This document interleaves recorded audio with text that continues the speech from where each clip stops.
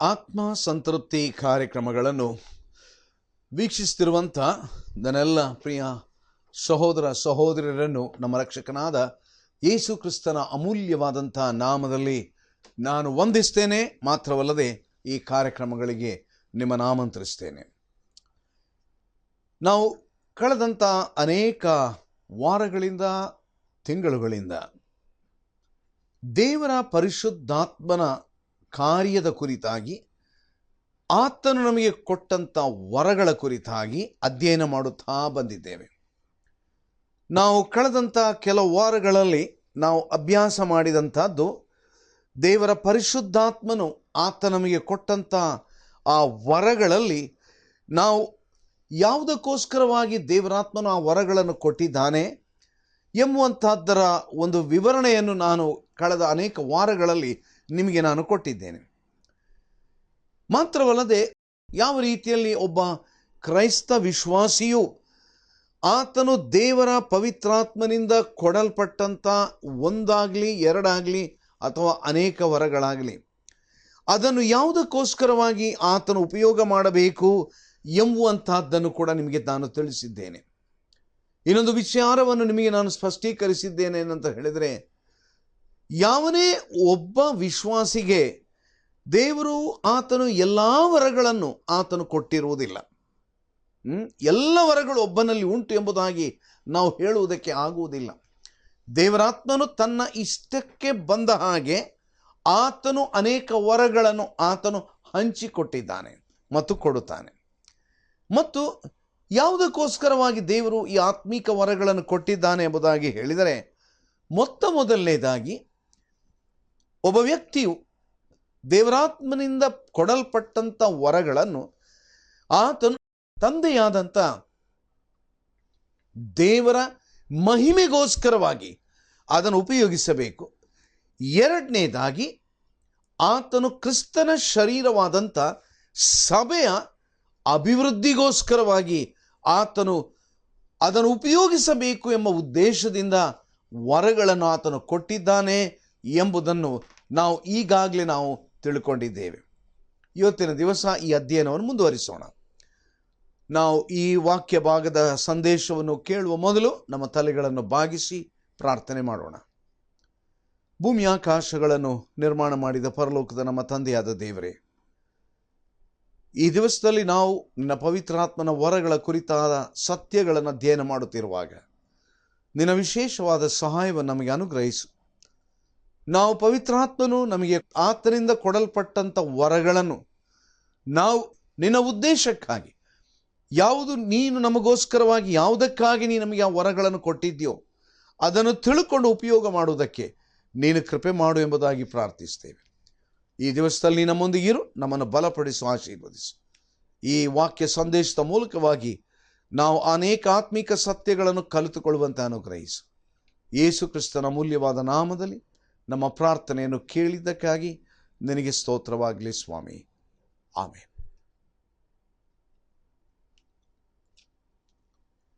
ಭಕ್ತನಾದಂಥ ಪೌಲನು ತಿಮೋಥೆಯನಿಗೆ ಬರೆದ 2ನೆಯ ಪತ್ರ, ಅದರಲ್ಲಿ 1ನೇ ಅಧ್ಯಾಯ, ನಾವು ಅದರ ಒಂದು ವಚನವನ್ನು ಓದೋಣ.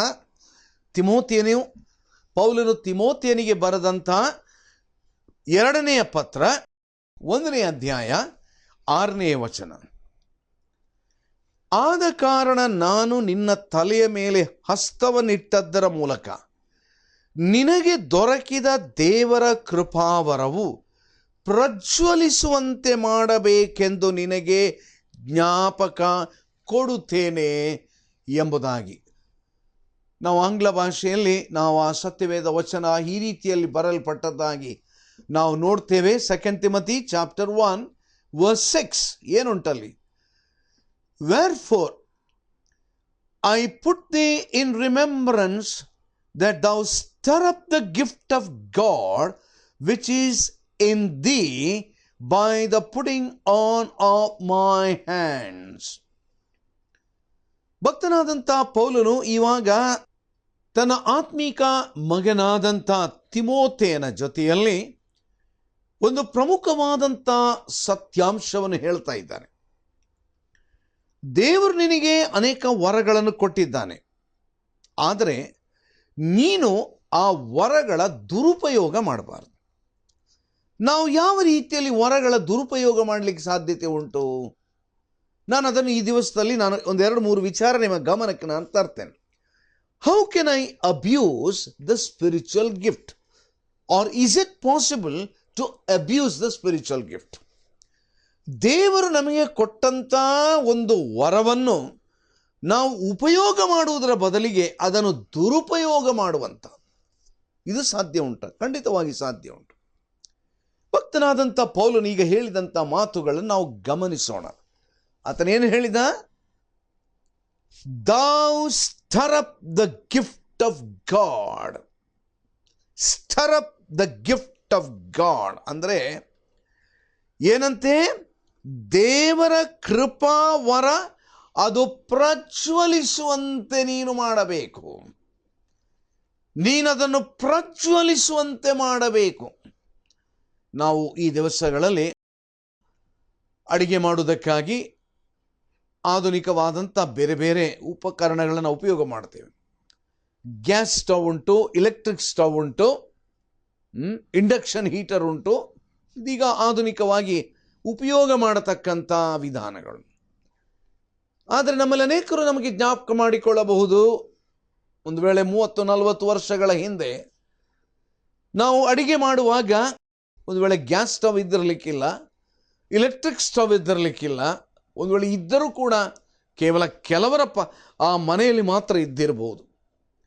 ಆದರೆ ನಮ್ಮಲ್ಲಿ ಅನೇಕರು ನಾವು ಯಾವುದನ್ನು ಉಪಯೋಗ ಮಾಡುತ್ತಿದ್ದೆವು? ಸಾಧಾರಣವಾದಂಥ ಬೆಂಕಿ. ಆ ಬೆಂಕಿಯನ್ನು ಉರಿಸಿ ನಾವು ಅಡಿಗೆ ಮಾಡ್ತಿದ್ದೆವು. ಈಗ ಬೆಂಕಿಯನ್ನು ಉರಿಸಬೇಕಾದ್ರೆ ಅದರೊಳಗೆ ಒಂದು ಕಟ್ಟಿಗೆ ಅಥವಾ ಇದ್ದಲು ಯಾವುದೋ ಒಂದು ಉದನ್ನು ಉಪಯೋಗಿಸಬೇಕು. ಆ ಬೆಂಕಿ ಅದು ಪ್ರಜ್ವಲಿಸುವಂತೆ ಮಾಡಬೇಕಾದ್ರೆ ನಾವು ಅದನ್ನು ಹಾಗೇ ಬಿಟ್ಟರೆ ಆ ಬೆಂಕಿ ಸ್ವಲ್ಪ ಹೊತ್ತು ಬಹಳವಾಗಿ ಉರಿತದೆ, ಆಮೇಲೆ ಅದು ಹಾಗೆ ತಣ್ಣಗಾಗ್ತದೆ. ಆಗ ಏನು ಮಾಡ್ತಿದ್ದೆವು ನಾವು? ಆ ಬೆಂಕಿ ಅದು ಪ್ರಜ್ವಲಿಸುವ ಹಾಗೆ ಮಾಡುವುದಕ್ಕಾಗಿ ನಾವು ಯಾವುದೋ ಒಂದು ನಳಿಗೆಯನ್ನು ತೆಕ್ಕೊಂಡು ಅದನ್ನು ಊದ್ತಿದ್ದೆವು, ಅದರಿಂದ ಗಾಳಿ ಹಾಕ್ತಿದ್ದೆವು. ಆಗ ಆ ನಳಿಗೆಯ ಮೂಲಕ ನಾವು ಗಾಳಿ ಹಾಕಿ ಊದುವಾಗ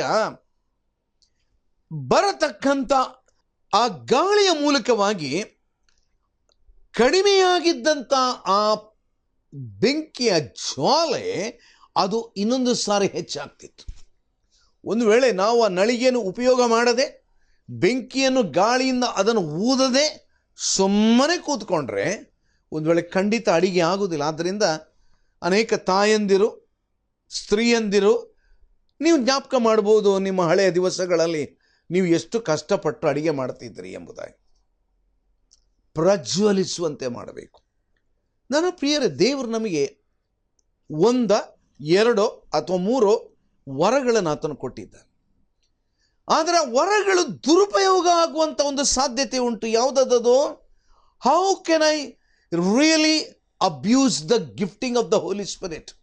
Number 1, by not using those gifts imparted to us. ದೇವರು ನಮಗೆ ಕೊಟ್ಟಂಥ ಆ ವರಗಳನ್ನು ಸದ್ವಿನಿಯೋಗ ಮಾಡದೇ ಇರುವಂತಹದ್ದಾಗಿದ್ದರೆ ಸುಮ್ಮನೆ ಕೂತ್ಕೊಂಡ್ರೆ, ದೇವರು ನಮಗೆ ಕೊಟ್ಟಂಥ ವರಗಳನ್ನು ಐಡೆಂಟಿಫೈ ಮಾಡಿ, ಗುರುತು ಮಾಡಿ, ಅದನ್ನು ನಾನು ಉಪಯೋಗ ಮಾಡದೇ ಇರುವುದಾದರೆ ದೇವರ ವಾಕ್ಯ ಹೇಳ್ತಿದೆ, ಆ ವರ ಅಥವಾ ಆ ಬೆಂಕಿ, ಆ ಜ್ವಾಲೆ ಅದು ನಂದಿ ಹೋಗುತ್ತದೆ. ನನ್ನ ಪ್ರಿಯ ಸಹೋದರ ಸಹೋದರಿ, ನಿನ್ನ ಜೀವನವನ್ನು ಆಲೋಚನೆ ಮಾಡು. ಖಂಡಿತವಾಗಿ ನೀನು ಕ್ರೈಸ್ತ ವಿಶ್ವಾಸಿಯಾಗಿದ್ದರೆ ದೇವರ ಪರಿಶುದ್ಧಾತ್ಮನು ಕಡಿಮೆ ಪಕ್ಷ ಒಂದು ವರವನ್ನಾದರೂ ನಿನಗೆ ಆತನು ಉಪಯೋಗಿಸಲು ಕೊಟ್ಟಿದ್ದಾನೆ. ಆದರೆ ಒಂದು ಪ್ರಶ್ನೆ, ನೀನು ಆ ವರ ಪ್ರಜ್ವಲಿಸುವಂತೆ ಮಾಡಿದ್ದೀಯೋ? ಅಂದರೆ ಆ ವರವು ಅದು ಉತ್ತಮವಾದ ರೀತಿಯಲ್ಲಿ ಉಪಯೋಗವಾಗುವಂಥ, ಅದಕ್ಕೆ ಬೇಕಾದ ಸಕಲ ಸಿದ್ಧತೆಗಳ, ಅದರ ಟ್ರೈನಿಂಗ್ ಅಥವಾ ಅದರ ಉಪಯೋಗ ಮಾಡುವಂಥದ್ದು, ಅದನ್ನು ಉಪಯೋಗಿಸುವುದಕ್ಕೆ ನೀನು ಮುಂದಾಗಿದ್ದೀಯೋ? ನಮ್ಮಲ್ಲಿ ಅನೇಕರಿಗೆ ಚೆನ್ನಾಗಿ ಗೊತ್ತುಂಟು, ಒಬ್ಬ ತಲಾಂತು ಸಿಕ್ಕಿದವನೇನು ಮಾಡಿದಂತೆ, ಯೇಸು ಕ್ರಿಸ್ತನು ಕೊಟ್ಟಂಥ ಆ ಅಮೂಲ್ಯವಾದ ಸ್ವಾಮ್ಯದಲ್ಲಿ ನಾವು ನೋಡ್ತೇವಲ್ಲ, ಆ ಒಂದು ತಲಾಂತು ಸಿಕ್ಕಿದವನು ಕೇವಲ ತನಗೆ ಒಂದು ಸಿಕ್ಕಿತಲ್ಲ ಅಂತೇಳಿ ಹೇಳಿ ಬಚ್ಚಿಟ್ಟಂತೆ. ನನ್ನ ಪ್ರಿಯರು, ಈ ದಿವಸದಲ್ಲಿ ನಮ್ಮಲ್ಲಿ ಯಾರಾದರೂ ನಾವು ನಮಗೆ ಕೊಡಲ್ಪಟ್ಟಂಥ ವರಗಳನ್ನು ಬಚ್ಚಿಡುವುದಾದರೆ, may I tell you and may I warn you, you are abusing the gifting of the spirit of God. ದೇವರು ನಿನಗೆ ಕೊಟ್ಟಂಥ ಪವಿತ್ರಾತ್ಮನ ವರವನ್ನು ನೀನು ದುರುಪಯೋಗ ಮಾಡಿದ್ದಿ. ಆಮೇಲೆ ನಾವು ಸ್ವಲ್ಪ ಅದೇ ತಿಮೋಥೆಯನಿಗೆ ಬರೆದಂಥ ಪತ್ರದಲ್ಲಿ ನಾವು ಹಿಂದಿನ ಪತ್ರಕ್ಕೆ ನಾವು ಬರೋಣ. ನಾವು 1ನೇ ತಿಮೋಥೆ 4ನೇ ಅಧ್ಯಾಯಕ್ಕೆ ಬರುವಾಗ ಅಲ್ಲಿ 14ನೇ ವಚನದಲ್ಲಿ ಭಕ್ತನಾದಂಥ ಪೌಲನು ತಿಮೋಥೆಯನಿಗೆ ಈ ಮಾತುಗಳನ್ನು ಹೇಳ್ತಾ ಇದ್ದಾನೆ. ಏನಂತೆ? 14ನೇ ವಚನ, ನಿನ್ನಲ್ಲಿರುವಂಥ ವರವನ್ನು ಅಲಕ್ಷ್ಯ ಮಾಡಬೇಡ. ನಿನ್ನಲ್ಲಿರುವಂಥ ವರವನ್ನು ಅಲಕ್ಷ್ಯ ಮಾಡಬೇಡ. Neglect not the gift that is in they. ನೋಡ್ರಿ, ಅಂದರೆ ದೇವರು ನಮಗೆ ಕೊಟ್ಟಂಥ ವರಗಳನ್ನು ಅಲಕ್ಷ್ಯ ಮಾಡುವಂಥದ್ದು, ಅದನ್ನು ಉಪಯೋಗ ಮಾಡದಿರುವಂಥದ್ದು, ಇದೊಂದು ದೊಡ್ಡ ಅಪರಾಧ.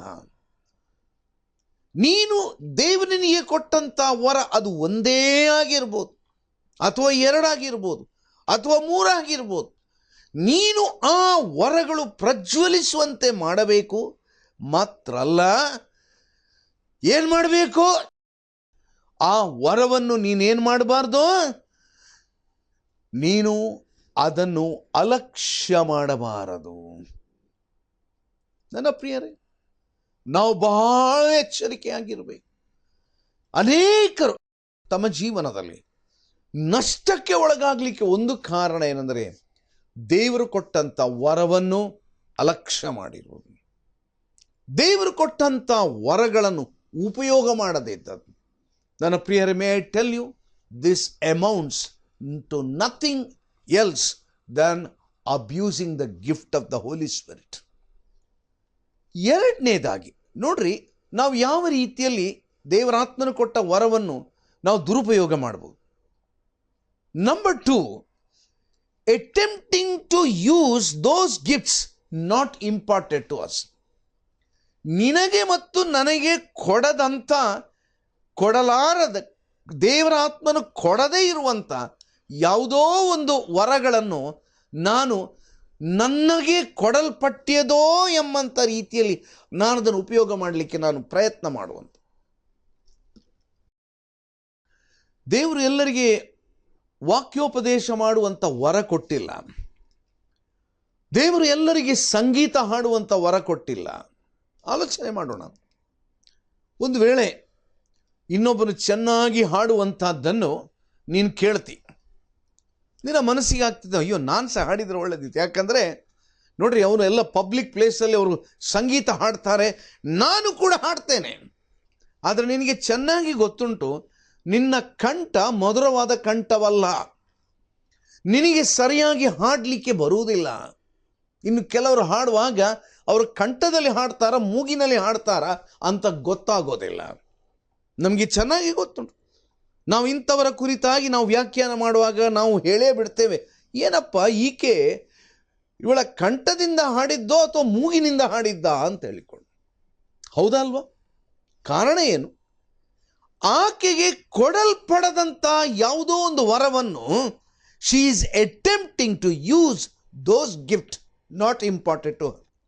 ನನ್ನ ಪ್ರಿಯ ಸಹೋದರ ಸಹೋದರಿಯರು, ದೇವರು ನಿನಗೆ ಕೊಟ್ಟಂಥ ವರ ಯಾವುದು ಅದನ್ನು ನೀನು ಚೆನ್ನಾಗಿ ಖಚಿತಪಡಿಸಿಕೊಳ್ಬೇಕು. ನೀನು ಅದನ್ನು ಖಚಿತಪಡಿಸಿಕೊಂಡ ನಂತರ ನೀನು ಅದನ್ನು ಉಪಯೋಗ ಮಾಡಬೇಕು. ಸುಮ್ಮನಾದರೂ ನನಗೆ ಕೂಡ ಹಾಡಬೇಕು, ನನಗೆ ಕೂಡ ಪ್ರಸಂಗ ಮಾಡಬೇಕು. ಅನೇಕರಿದ್ದಾರೆ, ಕೆಲವು ಯವನಸ್ಥರು ಏನೋ ಅಲ್ಪ ಸ್ವಲ್ಪ ಬೈಬಲ್ ಕಲಿತ ಕೂಡಲೇ ಅವ್ರು ನೆನೆಸೋದು ಏನಂತ ಹೇಳಿದ್ರೆ, ನಾಳೆ ದಿವಸ ನಾನು ಎದ್ದು ನಿಂತು ಪ್ರಸಂಗ ಮಾಡಬೇಕು. Whereas he has not been called to do that.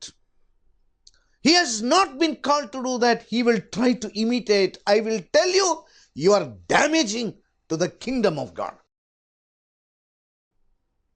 ದೇವರ ರಾಜ್ಯಕ್ಕೆ ನೀನು ಹಾನಿಯನ್ನುಂಟು ಮಾಡುವಂಥ ವ್ಯಕ್ತಿಯಾಗಿದ್ದೇನೆ. ಆಮೇಲೆ ಇನ್ನೊಂದು ವಿಚಾರ ನಿಮ್ಮ ಗಮನಕ್ಕೆ ನಾನು ತರ್ತೇನೆ. ಕೊರಿಂಥದವರಿಗೆ ಬರೆದ ಪತ್ರ 1 ಕೊರಿಂಥ 13ನೇ ಅಧ್ಯಾಯ 1ನೇ ವಚನ ಏನುಂಟಲ್ಲಿ? ನಾನು ಮನುಷ್ಯರ ಭಾಷೆಗಳನ್ನು ದೇವದೂತರ ಭಾಷೆಗಳನ್ನು ಆಡುವವನಾದರೂ ಪ್ರೀತಿ ಇಲ್ಲದವನಾಗಿದ್ದರೆ ನಾದ ಕೊಡುವ ಕಂಚು ಗಣಗಣಿಸುವ ತಾಳವು ಆಗಿದ್ದೇನೆ. ನಾನು ಮನುಷ್ಯರ ಭಾಷೆಗಳನ್ನು ದೇವದೂತರ ಭಾಷೆಗಳನ್ನು ಆಡುವವನಾದರೂ ಪ್ರೀತಿ ಇಲ್ಲದವನಾಗಿದ್ದರೆ ನಾದ ಕೊಡುವ ಕಂಚು ಗಣಗಣಿಸುವ ತಾಳ ಆಗಿದ್ದೇನೆ. ಅರ್ಥ ಏನಿದೆ? ಒಂದು ವೇಳೆ ದೇವರು ನಿನಗೆ ಯಾವುದೋ ಒಂದು ವರ ಕೊಟ್ಟಿದ್ದಾನೆ. ಈಗ ಭಕ್ತನಾದಂಥ ಪೌಲನು ಆ ಆದಿ ಕ್ರೈಸ್ತ ಸಭೆಯಲ್ಲಿ ದುರುಪಯೋಗ ಮಾಡುತ್ತಿದ್ದಂಥ ಕೆಲವಾರು ವರಗಳ ಕುರಿತಾಗಿ ಮಾತನಾಡ್ತಾ ಇದ್ದಾನೆ. ಆದಿ ಕಾಲದಲ್ಲಿ ದೇವರಾತ್ಮನ ಮೂಲಕವಾಗಿ ಹೌದು ಅವರು ಅನೇಕ ಅನ್ಯ ಭಾಷೆಗಳನ್ನು ಅವರು ಆಡ್ತಿದ್ರಂತೆ. ಅವನೇನು ಹೇಳ್ತಾನಂತ ಹೇಳಿದ್ರೆ, ನಾನು ಮನುಷ್ಯರ ಭಾಷೆಗಳನ್ನು ದೇವದೂತರ ಭಾಷೆಗಳನ್ನು ಆಡುವವನಾದರೂ ಪ್ರೀತಿ ಇಲ್ಲದವನಾಗಿದ್ದರೆ. ಅಂದರೆ ಅರ್ಥ ಏನು? ಅರ್ಥ ಏನು? ನನ್ನ ಜೀವನದಲ್ಲಿ ನಾನು ಅನೇಕ ವರಗಳನ್ನು ನಾನು ಪಡೆದಿರಬಹುದು, ಆದರೆ ಆ ವರಗಳನ್ನು ನಾನು ಉಪಯೋಗ ಮಾಡುವಾಗ the compelling spirit that I should have in my heart is the spirit of love. ನಾನು ಯಾವುದೇ ಒಂದು ಆ ಕಾರ್ಯ ಮಾಡುವುದಾದರೆ, ನಾನು ವರವನ್ನು ಉಪಯೋಗ ಮಾಡುವುದಾದರೆ, ನನ್ನ ಹೃದಯದ ಅಗಾಧದಲ್ಲಿ ದೈವಿಕವಾದ ಪ್ರೀತಿಯ ತುಂಬಿರುವಿಕೆ ಅದು ಬಹಳ ಪ್ರಾಮುಖ್ಯ. ಏನು ಹೇಳ್ತಾನಂತ ಹೇಳಿದ್ರೆ, ನೀವು ಆ ದೈವಿಕ ಪ್ರೀತಿಯಿಂದ ತುಂಬದೇ ಇರುವಂಥ ಒಬ್ಬ ವ್ಯಕ್ತಿ ಆಗಿದ್ದರೆ ವರಗಳನ್ನು ನೀವು ಉಪಯೋಗ ಮಾಡ್ಬೋದು. ನಾನೊಂದು ದೊಡ್ಡ ಪ್ರಸಂಗಿ ಅಂತ ಹೇಳ್ಬೋದು, ಅಥವಾ ಇನ್ಯಾವುದೋ ಒಂದು ವರವನ್ನು ನೀನು ಉಪಯೋಗ ಮಾಡ್ಬೋದು. ಆದರೆ ಅದರಿಂದ ಏನು ಪ್ರಯೋಜನ ಇಲ್ಲ. ಅದರಿಂದ ಯಾವ ರೀತಿಯ ಲಾಭ ಆತ್ಮಿಕವಾಗಿ ದೇವರಿಗೆ ಘನತೆ ಉಂಟಾಗುವುದಿಲ್ಲ. ಯಾಕಂದರೆ ನಾನು ಆಗಲೇ ಹೇಳಿದ್ದೇನೆ, ನಮ್ಮ ಎಲ್ಲ ವರಗಳು ಯಾವ ಸರಹದ್ದಿನಲ್ಲಿ ಉಪಯೋಗ ಆಗಬೇಕಂತೆ. ಒಂದನೇದಾಗಿ ನನ್ನ ವರಗಳನ್ನು ನಾನು ಉಪಯೋಗ ಮಾಡುವಾಗ ಮೊದಲನೇದಾಗಿ ದೇವರಿಗೆ ಮಹಿಮೆ ಆಗಬೇಕು. ಎರಡನೇದಾಗಿ ನಾನು ಇರತಕ್ಕಂಥ ಸಭೆಯಲ್ಲಿ ಭಕ್ತಿ ವೃದ್ಧಿ ಉಂಟಾಗಬೇಕು. ನೋಡ್ರಿ, ನನ್ನ ವರದ ಉಪಯೋಗ ಅದು. The usage of my gifting is number 1 to glorify the Father, and number 2 is to edify the church. By using my gift, if these two important aspects are not fulfilled, ಯಾವಾಗ ನನ್ನ ವರದ ಮೂಲಕವಾಗಿ ಈ ಎರಡು ಪ್ರಾಮುಖ್ಯವಾದಂತಹ ಸಂಗತಿಗಳು ನೆರವೇರುವುದಿಲ್ಲವ ನನ್ನ ಪ್ರಿಯರೇ, ಅದರಿಂದ ಏನು ಪ್ರಯೋಜನ ಇಲ್ಲ. ಬಹಳ ಒಳ್ಳೆ ವರ ಇರ್ಬೋದು, ಬಹಳ ಉತ್ತಮ ವಾಗ್ಮಿಯಾಗಿರ್ಬೋದು. ಇನ್ನು ಕೆಲವರು ಬಹಳ ಉನ್ನತವಾದ ವ್ಯಾಸಂಗವನ್ನು ಮಾಡಿ ಬಹಳ ಉತ್ತಮವಾದಂಥ ರೀತಿಯಲ್ಲಿ ವಾಗ್ವಾದ ಮಾಡುವಂಥ ರೀತಿಯಲ್ಲಿ ಲೋಕದಲ್ಲಿ ಅನೇಕರಿದ್ದಾರೆ. ಎಲ್ಲಿವರೆಗೆ ಅಂದರೆ, ಬೈಬಲ್ನ ಜ್ಞಾನ ಎಷ್ಟುಂಟಂತ ಹೇಳಿದರೆ ಬೈಬಲ್ನ ಪುಟಗಳನ್ನು ಬೇಕಾದಷ್ಟು ತೆರವಿ ಹಾಕ್ತಾರೆ. They have got so much of the Bible knowledge, but the problem is they have a gift of the knowledge, but they are not filled with the love. ನೀವು ಸ್ವಲ್ಪ ಅಂಥವರನ್ನು ನೀವು ಗಮನಿಸಿರಿ. ಕೆಲವಾರು ಕಾರ್ಯಕ್ರಮಗಳನ್ನು ನಾನು ವೀಕ್ಷಿಸಿದ್ದೇನೆ. They are expert in criticising others. They even go and criticise the other religions. ಬೈಬಲನ್ನು ಉಪಯೋಗ ಮಾಡಿ ಕ್ರೈಸ್ತರನ್ನೇ ಕ್ರಿಟಿಸೈಸ್ ಮಾಡುವಂಥ ಕಾರ್ಯಕ್ರಮಗಳನ್ನು ಬೇಕಾದಷ್ಟು ನಾವು ನೋಡಬಹುದು. May I tell you, whether God has given you the gift of knowledge of the Bible to criticise others. ದೇವರ ವಾಕ್ಯದ ಸತ್ಯವನ್ನು ಅದನ್ನು ವಿರೋಧಿಸುವುದಕ್ಕಾಗಿ ದೇವರು ನನಗೆ ವರ ಕೊಟ್ಟದ್ದ? ನನ್ನ ಪ್ರಿಯರೇ, when the love is missing, when we are not using the gift in the love of God, I am misusing it. ಅದು ಯಾವ ರೀತಿಯ ಪ್ರಯೋಜನಕ್ಕೆ ಬರುವುದಿಲ್ಲ. May I tell you, only eternity will reveal the number of men in the ministry who should never have been there. ನಾವು ನೆನೆಸ್ಬೋದು, ಅವರು ದೇವರ ಸೇವೆಯಲ್ಲಿ ಇದ್ದಾರೆ, ಅವರಿಗೆ ಆ ವರ ಉಂಟು, ಈ ವರ ಉಂಟು. ಆದರೆ ನಿತ್ಯತ್ವದಲ್ಲಿ ನಮಗೆ ಗೊತ್ತಾಗ್ತದೆ ಅವರು ನಿಜವಾಗಿ ಸೇವಕರಾಗಿರಲಿಕ್ಕೆ ಯೋಗ್ಯರಾಗಿದ್ರ ಇಲ್ವಾ ಅಂತ. See, on the other hand, there has been doubtless been great company of men who were called into God's service but never answered it. ದೇವರ ಪವಿತ್ರಾತ್ಮನು ದೇವರ ಸೇವೆಗೆ ಅನೇಕರನ್ನು ಕರೆದ, ಆದರೆ ಅವರು ಅದಕ್ಕೆ ಹೋಗೊಡ್ಲಿಲ್ಲ. ಯಾರಾದರೂ ಅಂಥವ್ರು ಇದ್ದೀರಾ ಈ ಕಾರ್ಯಕ್ರಮಗಳನ್ನು ಕೇಳುವವರಲ್ಲಿ? Perhaps the greatest abuse of all is the use of gifts without love. ಪ್ರೀತಿ ಇಲ್ಲದೆ ನಾವು ಯಾವುದೇ ನಮ್ಮ ವರಗಳನ್ನು ಉಪಯೋಗ ಮಾಡುವುದಾದರೆ ಅದು ದೇವರ ಆತ್ಮನನ್ನು ಗೌರವಕ್ಕೆ ಒಳಪಡಿಸುವುದಲ್ಲ, ಆದರೆ ಅಗೌರವಕ್ಕೆ ಒಳಪಡಿಸುವಂತಹದ್ದಾಗಿದೆ. However, in such cases, God is only blessing the gift and not the man personally. ಅನೇಕ ಸಾರಿ ಏನಾಗ್ತದೆ ಅಂತ ಹೇಳಿದರೆ, ದೇವರು ಆ ವರವನ್ನು ಆಶೀರ್ವದಿಸ್ತಾನೆ, ಆದರೆ ಆ ಮನುಷ್ಯನಲ್ಲ. ಯಾಕೆ ಅಂತ ಹೇಳಿದರೆ, on the day of the judgement, ಆ ದಿವಸದಲ್ಲಿ ಅವನಿಗೆ ಬರತಕ್ಕಂಥ ಪ್ರತಿಫಲ, ಅವನು ಮಾಡಿದಂಥ ಯಾವ ಕೆಲಸಗಳು ಅದು ಸುಟ್ಟೇ ಹೋಗ್ತದೆ. He would have used his gift, but there will be no fruit. It will be completely burnt. ಯಾಕಂತ ಹೇಳಿದರೆ, ಆತನು ತನ್ನ ವರವನ್ನು ಪ್ರೀತಿಯಿಂದ ಆತನು ಉಪಯೋಗ ಮಾಡಲಿಲ್ಲ. ಪ್ರೀತಿಯ ಪ್ರೇರೇಪಣೆಯಿಂದ ಆತನು ಅದನ್ನು ಮಾಡಲಿಲ್ಲ. ಭಕ್ತನಾದ ಪೌಲನು ಒಂದೇ ಒಂದು ಮಾತು ಹೇಳ್ತಾನೆ, ಯಾಕಪ್ಪ ನಾನು ಸ್ವಾರ್ಥ ಸೇವೆ ಮಾಡ್ತಾ ಇದ್ದೇನೆ? ಯಾಕೆ ನಾನು ಪ್ರಸಂಗ ಮಾಡ್ತಾ ಇದ್ದೇನೆ? ಯಾಕೆ? ಆತನು ಕೊಟ್ಟ ಉತ್ತರ ಬಹಳ ಗಂಭೀರವಾದದ್ದು ಪ್ರಿಯರೇ.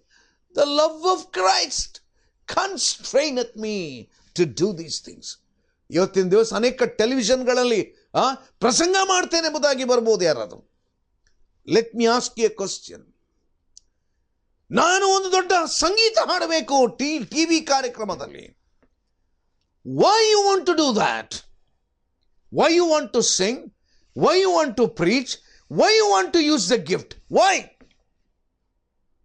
Is it for a selfish purpose? For popularity? Or are you filled with the love? ದೇವರ ಪ್ರೀತಿಯಿಂದ ಇರುಕಿಸಲ್ಪಟ್ಟವನಾಗಿ. ಹೌದು, ಭಕ್ತನಾದ ಪೌಲನು ಹೇಳಿದ ಹಾಗೆ, ನಾನು ಕ್ರಿಸ್ತನ ಪ್ರೀತಿಯಿಂದ ತುಂಬಲ್ಪಟ್ಟವನಾಗಿ ಆತನ ಸೇವೆಯನ್ನು ನಾನು ಮಾಡ್ತೇನೆ. That is the right usage of the gifting of the spirit of god. ನನ್ನ ಪ್ರಿಯರೇ, ದೇವರು ನಮಗೆ ಕೊಟ್ಟಂಥ ವರಗಳನ್ನು ಆ ಪ್ರೀತಿಯಿಂದ ತುಂಬಲ್ಪಟ್ಟವರಾಗಿ ಮಾಡುವಂತೆ ತನ್ನ ಕೃಪೆ ಆತನು ಪ್ರತಿಯೊಬ್ಬೊಬ್ಬರಿಗೆ ಅನುಗ್ರಹಿಸಲು.